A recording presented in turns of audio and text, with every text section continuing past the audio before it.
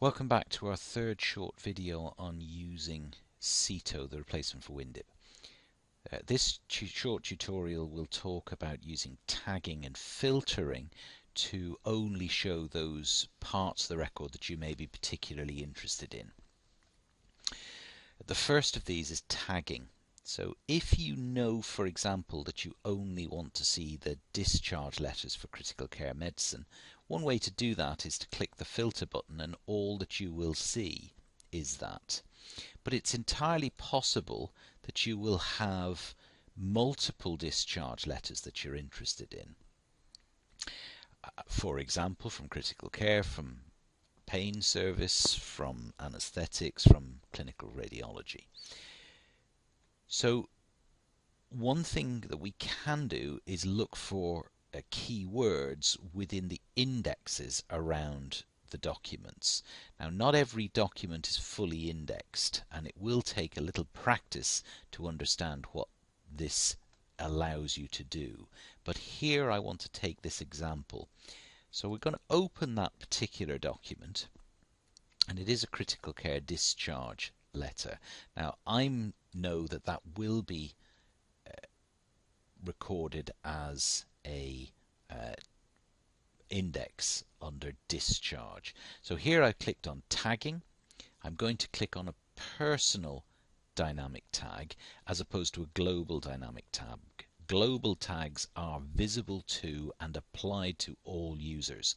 I would urge you to only use personal tags for the present time.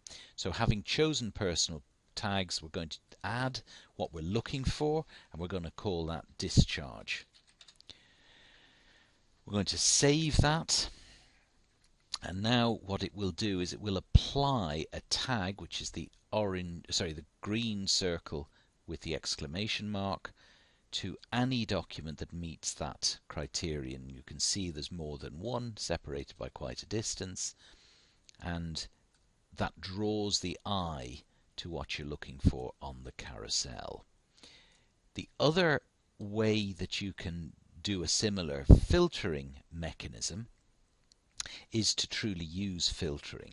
So here what we would do is, if you go back to the grid view, again it's possible to filter against an individual information type.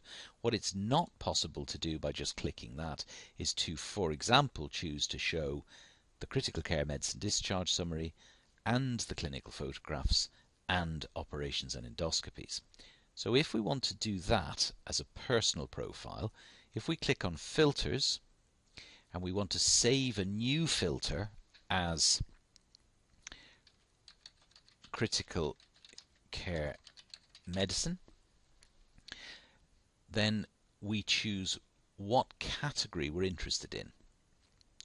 Now, we could choose all of eNotes, which we don't want to do. We're going to choose a subset. So within medical records, we don't want to choose the whole of medical records, which would turn it pink. We're going to turn that off by clicking again and click the expansion arrow to the right. So we do want to include operations and endoscopies. We've said that, so that will turn that pink, and we want to include clinical photography. But here we only want to include discharge letters for critical care medicine. We know that they sit within correspondence, we know they sit within letters, and we know they sit within discharge letters, but we don't want to choose all discharge letters. We're expanding with the right arrow all the time. We're only going to choose critical care medicine. Now, if we apply that, we should now see discharge letters from critical care medicine, operations and endoscopies, and clinical photography. And that has applied that filter. The tagging is still in place, which draws the eye, but we now have a subset of the patient record which we can see.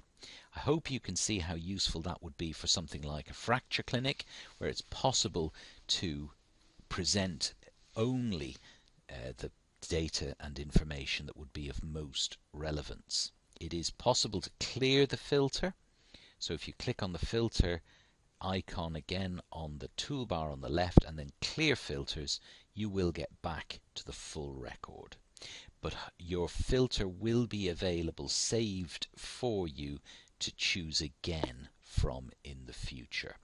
So that's a bit about tagging and filtering, and we will speak again about setting up an e-form and completing e-forms in a subsequent presentation. Thanks for your attention.